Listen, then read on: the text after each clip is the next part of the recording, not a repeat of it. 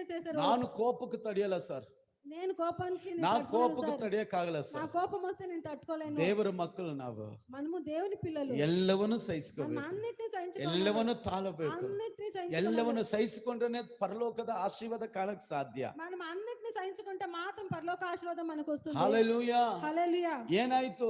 ఏమైంది? ಮನೆಗೆ ಹೋಗಿ ಓದ್ ನೋಡ್ರಿ, ఇంటికి పై చూస్తూ ಯಾವನನ್ನ ನೇಣಿಗೆ ಹಾಕ್ಬೇಕು ಅಂತ ಸಿದ್ಧಪಡಿಸಿದನೋ ఎవరినైతే వాళ్ళని ఆ ఉరి తీయాలని సిద్ధపడించారో ಲಾಸ್ಟ್ ಗ ಹಮಾನನೇ ಅದಕ್ಕೆ ಹಾಕಲ್ಪಟ್ಟು. కానీ లాస్ట్ కొనకి ఆమానికి ದ್ವೇಷ, ಹಗೆತನ, ಕೋಪವು ಯಾವ ಮಟ್ಟಕ್ಕೆ ನಡೆಸ್ತದೆ ನೋಡಿ.